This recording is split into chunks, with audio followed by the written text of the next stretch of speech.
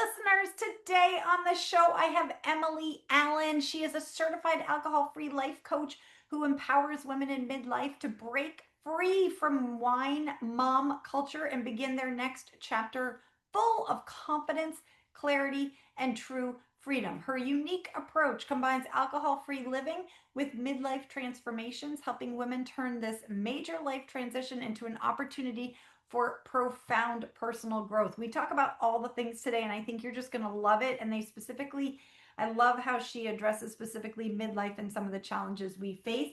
And listen in because this is awesome, and listen in to the end because I have a treat for you all. All right, let's welcome Emily to the show. Hello and welcome to the Love Your Life show, Emily. I am so glad to have you here today. Thank you. I'm so happy to be here too. Yeah, well, we were just talking and talking before I started recording. I'm like, we have to start recording. And I think the main thing I'm super excited about for listeners to listen into is just engaging in a shame-free space this conversation about alcohol and the potential of possibly drinking less or being alcohol free. The listeners of this show are high functioning, intelligent, educated women who are very interested in their mental and physical health. Yet, where alcohol is concerned, sometimes I see them and my past self almost like we're wearing blinders. And it's like this sort of like maybe I hear a study that I know alcohol increases my risk of breast cancer and it increases my risk of colon cancer. And I think like 9 other cancers, and how it Mm. affects my metabolism and my sleep and makes menopause symptoms worse, all the things. And yet, like, there's a part of the brain that's like, oh, but that's not me. Like, I don't have that drinking problem, or, like Yeah. that. And also, but wait, like, everyone's doing it, so it can't be that bad, or everyone's doing it, so how could I stop? So I'm so glad you're on today. And I just, real quick, I'd love to hear how you got into this space. Like, how did you get into being a certified alcohol free coach? Yeah, yeah.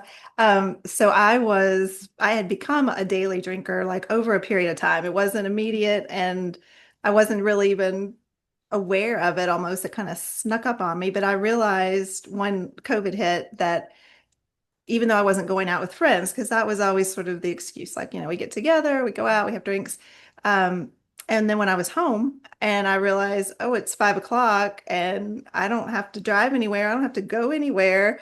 I can, could start drinking now and I could just sit even like after dinner and still be in my kitchen drinking, doing whatever, looking at the internet. And I was really shocked when I realized like how it was such a habit for me and how I really almost didn't know if I would be able to stop. I didn't ever express that to anybody, but I felt inside I was like, if I do this when I'm just sitting at home alone, why? Like, why can't I just not? So I decided to try dry January of 2021 and was super nervous leading up to it and thought, oh my gosh, I hope I can do this, but nobody really is going to know. I didn't talk about it much beforehand, Mm, but I started buying all sorts of non-alcoholic things and like kind of cocktails. trying to get prepared. Yeah, it's like Yeah. something.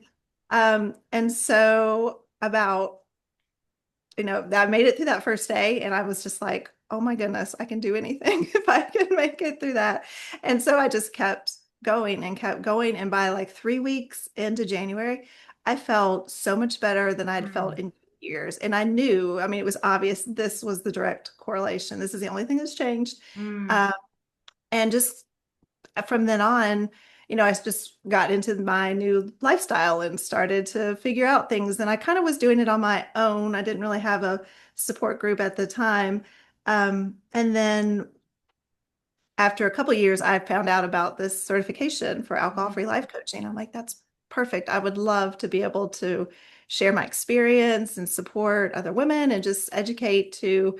So I got a certification and here I am. Here you are, and I love it. And it's if listeners are listening and not watching the YouTube, well, even if you're watching the YouTube, you can't tell Emily looks like she's 18, but Oh. we figured out we're both the same age, 53. And it's, so I just want to mention that because it is, something that can be done at any stage of your life. And also, I love midlife. I talk a lot on the show about midlife awakening and sort of coming to like, what kind of life are we living? And that's what I'm hearing in your story, that you're just like, wait a minute, if I'm drinking alone, like what am I doing? Why am I doing this? What is going on? And that little, that inner like niggling, I think of it as like our inner warrior, just like tap, tap, tap, like, hey, I'm not sure this is really in alignment with all your wellness goals. And I definitely appreciate you sharing that with us. I also think it's important. I read somewhere that alcohol, like the older we get, stays in our system. Like we metabolize alcohol differently,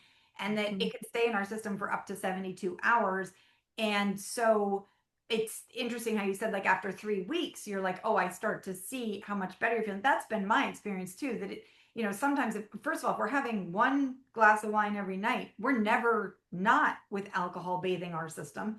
Mhm. And then sometimes if we're having, a beer Sunday with the games, and then Tuesday we're back again at some, what, like, we actually are never experiencing what it feels like to not have alcohol in our body. So I guess, one of my things on this show is I like bringing some truth and knowledge to the listeners that we may not know about. And I know there are a lot of big dollars behind the alcohol industry, and they do a magnificently manipulative job of leading us to think that alcohol is helpful, if not Mhm. healthy. Yeah. And so I guess, can you speak to that listener who might have clicked on this episode thinking, like, wait, what? Like alcohol isn't good for me, and it's not, like, what have you learned about alcohol, women, and aging that they might like to know? Yeah, and you touched on several of the big topics, especially like the breast cancer Mhm. risk being increased by alcohol, and the eight others, so not yeah, nine total that they've found direct correlation with. And then the menopause symptoms, or the, perimenopause symptoms too.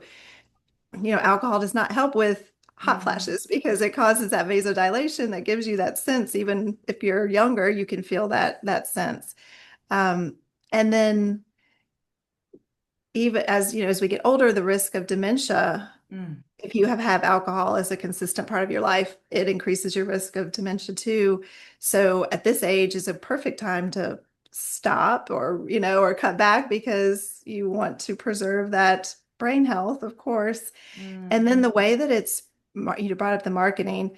And I also found that, because I kind of started drinking more when I had younger kids. Mm. And that whole like mom wine culture was Mhm. just target. I was like the perfect target for it. I mean, it was like, Mhm. hard day, putting the kids to bed, have a glass of wine, Mhm. have a little play date, have wine with your friends, rosé all day, like just Yeah. all of that. Really, I fell Bringing victim the to wine all to of the that. games, like there are different like Yes. containers for like mommy juice, and it, like, oh my Mhm. goodness, yeah. Yeah. And I just everybody want knew. listeners to get fired up by, like, I can't stand it when I hear that there's, big dollars led by industries, mainly led by men, that are targeting me and my vulnerability with how hard friggin' mom and life is, to try to get me addicted to a substance that causes cancer. Exactly. Hey, You, I'm yes, not in for that. Thank you. I want to look at this a little. yes, I know. And it's just so normalized, and and then you also feel like if you're not participating, you're going to be left out, Mhm. ostracized, or whatever. I mean, I know when I was with friends, if we knew somebody who didn't drink, you would think, oh, what's wrong with that person?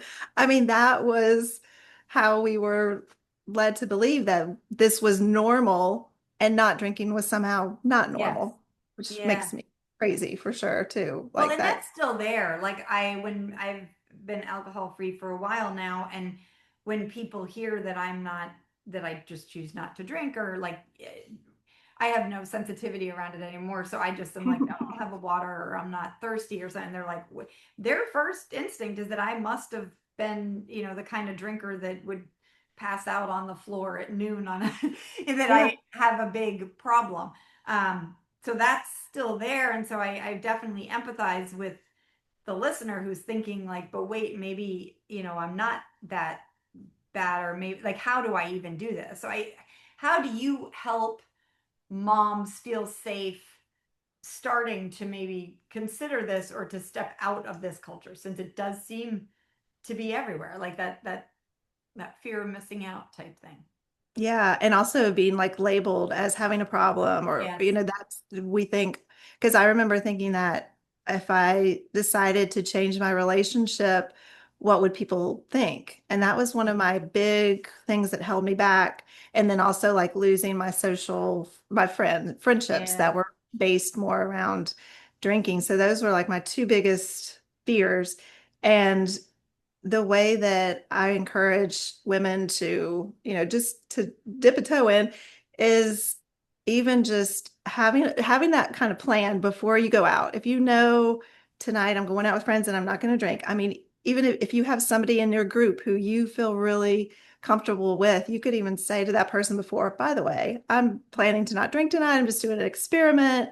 Can you kind of have my back or Yeah. whatever? And then you kind of go in already feeling like this person, even if they're drinking, which is Mhm. fine, but they're not gonna judge me or ask me questions, and they might prevent somebody else from or just support me in that decision. So kind of having that already in place. And if you don't do that, also just, there's so many mocktails and Mhm. non-alcoholic beers, and just if you have that in your hand even before other people get there, or, Yeah. order it. And if somebody asks, just say, I'm just an experiment, wanted to give it a try to Yeah, I see. like your idea of thinking ahead of time. Like, I think that's wonderful no matter what your relationship with alcohol is. Like, I mean, as we talk about a lot on this show, intentional living. So if you're like, no, I'm going to keep drinking, thank you very much. Have an idea of how much you're going to drink when you go out. That's always helpful.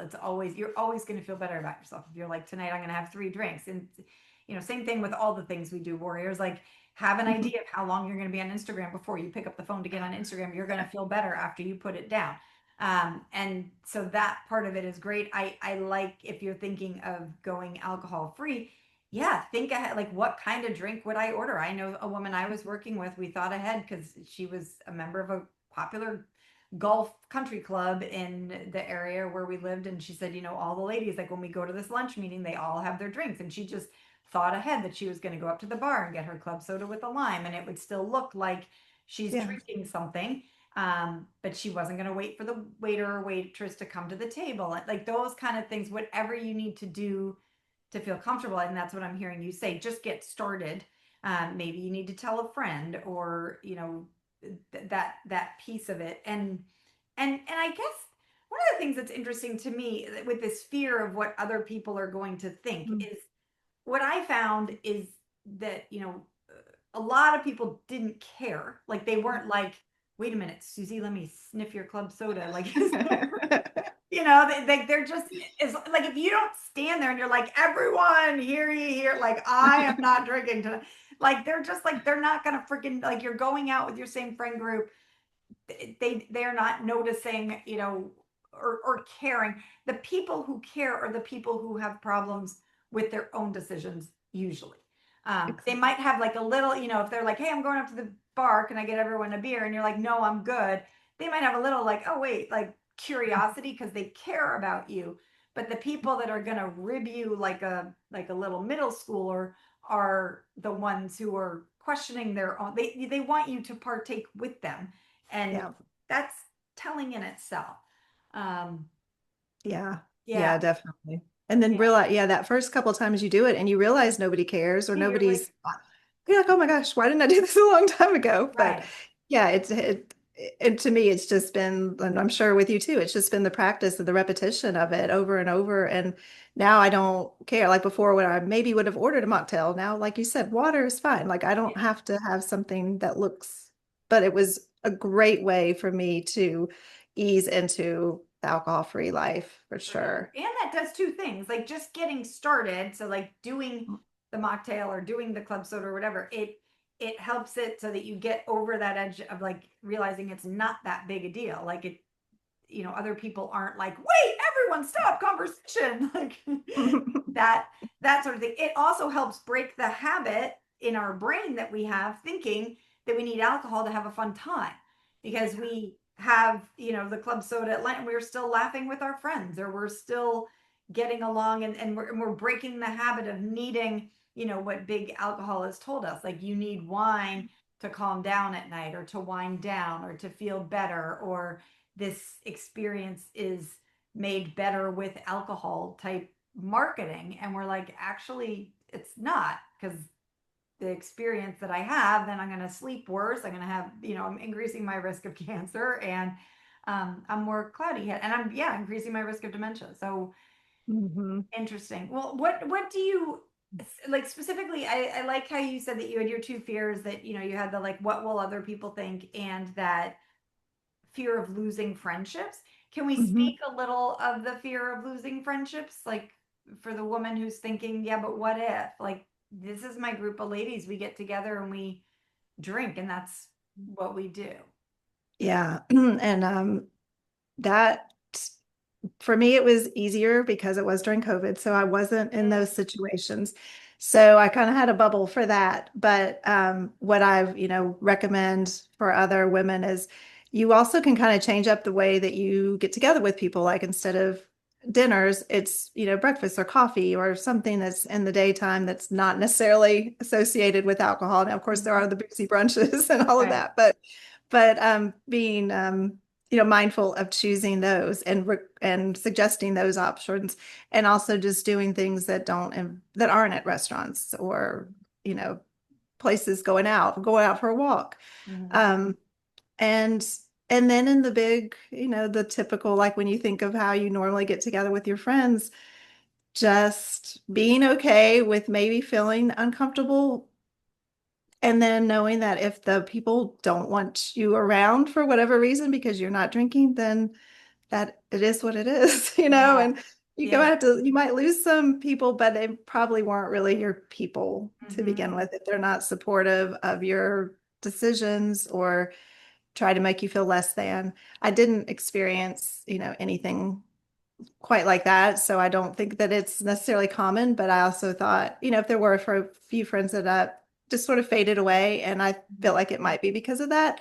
And again, it's like, oh well. And I've made so Right. many other friendships since then, just doing the things that I never did before, Hmm. things that I was always, didn't like going doing yoga and things that I just never thought that I was supposed to do for Right. whatever reason. And then doing that, and I've met so many wonderful people. So it switches, which is also common in midlife. These Hmm. friendships kind of fade in and fade out. Um, and you just have to be okay with that and realize there's something better for you on the other side. Yeah, I like how you're framing it, because when we're thinking like, oh my God, I might lose friends, we're sort of more in like a victimy, like unempowered stance Mhm. versus a like, no, let me see what this does with my friendship. It's more empowering. And that was my experience too. And that's what I hear from a lot of people. And yes, there is the reality that some friendships might fade away, but if you're thinking of it, some of that might be your choice. And so Mhm. again, I think just getting started and still going to the, like, if you still want to go to the, how you get together with your girlfriends and you drink and at a restaurant and you eat and you aren't drinking, then go and see what it's like and be the sober one there, and that's fine. And I know that I still to this day get together with people and they'll all be drinking and I'm sober, and I love like I love being around them, and so that's fine. And I Mhm. also know that back when I stopped drinking in 2020 or 2019, that even before that, I guess, when I was weaning off of it, that there were groups that I would get together with and I'd still do the same thing and I'd be the sober one. And I just was like, I'm not enjoying this as much. And Yeah. it was coming more from me, that I'm like that wasn't as enjoyable to me. And then I tried to maybe meet with those ladies in different environments, like you were saying, like on a walker, but they didn't want that. They wanted and everyone's at a different stage and a place. So I think midlife, again, listeners, is a time when we want to get out of the people pleasing or the middle school sort of feeling like we all have to do the same thing to fit in, and look more for the depth in our relationships, that we can be different and still get together and have different ideas on drinking, on parenting, on, all the things, and still have a place where we enjoy people's company, Yeah, which then opens us up into this more depth of living, exactly. which is nice, and gets us out Yeah. of the sort of judging, like they're right or they're wrong, or I'm right or I'm wrong. It's like, no, everyone can be just different. Hmm. Yeah, Yeah. I And really. just getting to, I feel like I even got to know my friends better since then Mm, because, you can, conversations can go deeper quicker. And so that's been yeah. another like total positive side Well, I got effect. to know, yeah, I really appreciate it. I got to know my friends better. I also got to know myself better. Because I Yes. got to know more. I'm like, oh, like I actually don't enjoy this. Like, or oh, I do enjoy this. Like what I'm enjoying is the like comedy hour, and it doesn't matter if I'm drinking or not. I guess that's the thing that I would like listeners to hear is the fact of me when I was cutting drinking out, it was a big thing in my life. It was like, okay, and I was doing a lot of thinking and what's going to happen. And now it's like I spend no time thinking about it at all Yeah. because it just doesn't matter. Like it's just not even it's like, am I going to smoke a cigarette? No, I'm not. Like, so I'm not going to have a drink. But does that improve or increase or decrease the quality of the fun I'm going to have at the comedy night? No. Like I'm sorry, I'm not doing, like that's not what I do there. So I think that's helpful too, to sort of see the other side of how, like, I get that it probably feels like a big thing right now, and you just need to do the thing. Um, but Yeah. yeah, what do you say? Like, what about those friends and family members who don't support your decisions or growth? Like they're like, "Oh, are you sure? How about just one?" Or what? How do you Yeah. help people with that? Yeah, and again, I thankfully I never had that happen to me, which is amazing. I'm sure it still could, but at this point I'd be like, well, no thanks. Yeah, Um, but I would say just speaking your truth and just explaining. I mean, you don't have to give them a whole lot of information, as we all know. You right. don't ever have to overshare at all, but even just saying, I'm just doing this for myself for today or tonight. I'm just experimenting with this. I tried it before and I felt better. Just anything that just shows that this you're doing it for yourself. You don't really care what they think about it, and um, nobody can argue. I mean, I'm sure somebody could find a way to argue with you, but nobody should argue with you about something that you're doing to take care of yourself. Mhm.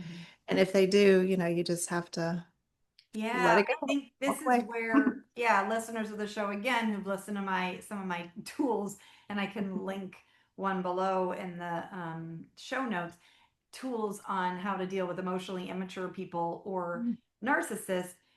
The two tools that are coming to my mind are a broken record and don't go deep. So it's like, have your phrase. Like if you're going to a family event where Aunt Betty is going to pressure you, or your sister's going to pressure you, your mom's going to pressure you, have your broken record phrase that I'm not drinking tonight. I'm not, like, Mhm. you could just, or no, that's not for me, or like don't go. So just have it, and you just keep repeating it. So they keep coming back at you like, oh, come on, but just one. You're like, I'm not drinking tonight. Or like, I don't want to talk about my drinking with you. That's another thing. Like, think about some of the boundaries we've set with, grandparents or parents in life commenting on our weight or our kids' weight or our clothing choices, or like a great broken, I don't, please don't comment on my clothing, or I don't like, you know, please don't comment on my weight. I don't want a discussion about my food choices. It's also equally valid and permissible to say, I don't want to talk about my drinking with you. Like it's really no one's business but my own. So I just encourage people to have, again, think ahead of time and have a broken record phrase, and then don't go deep with the person. Deep stands for defend, engage, explain, or personalize. Like if there is that person that is not that, as you're saying, Emily, that true, like, friend of yours that is supportive of you, they may not understand what you're doing, but they're like, all right, I support Emily. Then don't get defensive. Well, I just heard this podcast with Susie and Emily. Don't engage. Well, I was drinking every night. Don't explain, and don't personalize. It's about them. It's not about you. They are uncomfortable. They are emotionally immature. They are, trying to influence you so they feel better. So we just step out of that whole dynamic. And I think it's really important, because I did have people pushing and saying, "Oh, just come on, just this once, or why not tonight, or like it'll be fun for everyone," or and it is just that broken record. Like, sorry, no, I'm not. And I would say I'm not drinking tonight. Less details, the better. I guess is one more thing I would say with people like that are sort of committed to pushing their their way of being. And it's like, no, sorry, change the subject. Like, oh, are you wearing new shoes? Like, I'm, Yeah. and they're like, wait, why do you not have an IPA? Like, they're like, you don't drink club soda. What's going on? It's like, oh yeah, I'm not drinking tonight. What are those new pants? Where'd you get them? Or whatever. Like, just, and then say, oh, all of a sudden I have to go to the bathroom. And just Yeah. something, take the control back is what I'm saying. Yeah. What It's perfect. about the listener who is thinking like, yeah, but my spouse drinks, Mm. or my spouse and I connect through drinking. Do you have Yeah. words for that? And my husband continued to drink. He was not ever, a big, he was not like a wine drinker. So he would drink beers on the weekends or whatever, but not even many. And and was always supportive of my decision. And then, I think just gradually over time, he hasn't drank an alcoholic beverage in maybe a couple years. Mhm. I'm not 100% sure. But I've heard of other people that said like their spouse is like, oh, how are we going to have fun? Like you're boring now, or what, Mm. just things that say that this is not what they signed up for, right? Mhm. Um, and and I think just again, just owning your like truth, this is for me, and I will still go do things, with you. We could still do the same things. It doesn't require alcohol to be a fun experience for me. Mhm. And but yeah, and just standing your ground, saying what's true for you and not putting judgment on them. I know I feel like people might think that you're judging them because they still are drinking, you're not, but just maybe making that as clear as you possibly can to Mhm. them that that's not your purpose or intent. But that you can still do things and finding new things to do too. If you Mhm. always went you know, to a bar, like if that was your Friday night thing, Mhm. switch it up and do like a comedy show or just something Mhm. that's different, get you out of that whole routine. And you can find new things that you like to do together. I think, and speaking to that, like, it can be a place, like you said, that your friendships got stronger. It can be a place where the marriage gets stronger too. It's midlife is really a pivot point where we can sort of we have opportunities to make things better, or we have things to sort of rest in like a stable, I call it sometimes stable misery. Like we can keep doing the same thing over and over and over, or we can sort of expand and make things stronger. And in that sense, it could be a place in the marriage to get stronger, even if it's just the part of maybe you're still doing the same things, but you're speaking up for yourself more. And you're, I mean, that is one of our stages of development that some of us miss, many of us miss, where we differentiate, where we make it okay for husband to be doing one thing and wife to be doing another thing, and we still love each other. And that can be I mean, it's funny because that is the situation for my husband too, is that when I started not drinking, he was still drinking. And Mhm. and I simply it was very easy for us because I just said it doesn't work for me. Like, it was a decision Yeah. I was making. And it's almost, I sometimes see this in couples, that it's sometimes easier to speak up with the spouse than it is with the friends. Because first of all, if you're in a heterosexual relationship, you can just be like, it's like hormones, like, and they're just like, Yeah. okay, you do, like, Never fine. mind. Right, exactly. And in that sense, if you do have the spouse that's saying you'll be boring, I think that again is a great time to sort of push the relationship into growth, to trust the relationship and say, okay, well, maybe I have this little fear that I'll be boring too. And yet, this is Mm. something I really want for my health. So maybe we can work together. I don't want to be boring, but, and yet this is the new me. I'm trying to figure out what I like. And Mm. that sort of thing. I know for, very months, my husband and I would still go to the bar that we used to like to go to, and I would just I would get sparkling water there, and we still had a great time because we were outside, like we were still enjoying the environment. And I remember at one point he then ordered a non-alcoholic beer, and I was like, "What's going on?" Like, are you okay? Exactly. But it is, I guess I see equal amounts. So my husband now doesn't drink either. As you said, yours doesn't. So I see equal amounts of that, just sort of like you leading the way and them seeing like, oh, actually we are still having fun, and instead we're getting more in touch of what we actually like doing.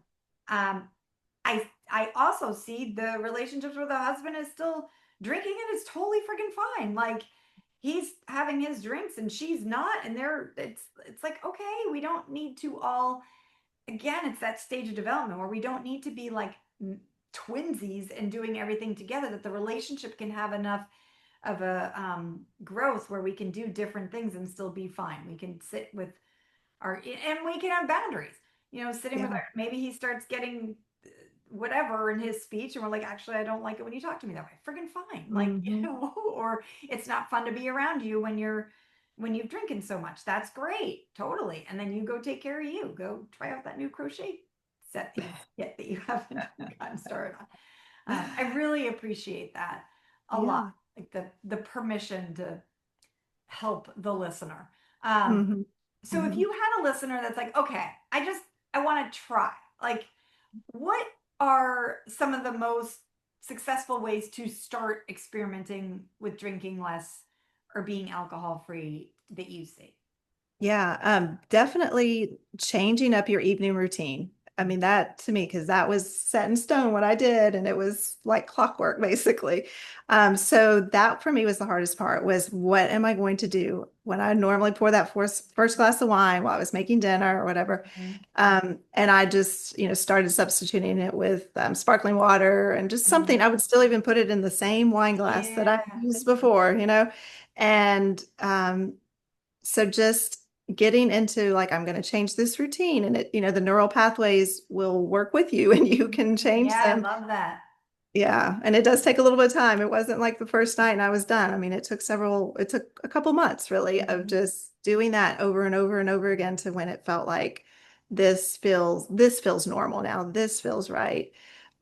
So if you're just, taking a little experiment, just try to find something else that you're going to substitute for that glass of wine whenever you would normally have it. And embrace that change for Mhm. yourself. So that would be the first step. And then also trying to find ways to ground yourself more because it can be a physically taxing experience as your body is eliminating alcohol. So becoming more mindful of that, taking time to do something that grounds you, whatever it is, if it's yoga or if it's meditation, really adding that in more during those first, few days where you're trying this out and just giving your body permission to adjust to the Mhm. changes, and not being thinking, oh, well, that just means I need to go have a drink because I don't, I Right. don't feel good. Right. So those Yeah. are great like entryways to me just to start out to kind of plan those ahead of time too before you start. And then having like the mocktails or things on hand that you're going to substitute because more than likely you're going to want something other than just water. Yeah. Yeah. Well, and yeah, what I'm hearing is like maybe get it out of the house. Like when, have that proactive so that it's like you're making it, when we start a new habit or we're trying to break an old one, friction is a big thing. So like making it, what you're talking about is like making it easier ahead of time to think ahead of time. What am I going to do? Okay, I'm going to pour my LaCroix in that wine glass, or when I go in and sit down by the TV, I'm going to have hot cocoa instead of my Mhm. beer, that sort of thing. Think ahead in that way. And then we want to increase friction. So it's like if you are like, no, no, no, I want to have wine. Well, you have to get in the car, put on real pants, get in the car, go to wherever and get it. And then by that time, you might be like, oh, forget it. So Yeah. that's interesting. And I appreciate your second point there of like taking care of yourself, because it does take, first of all, getting the alcohol out of your system. If you're used to having it there, it's like, anything like cutting sugar out of your system, you're Mhm.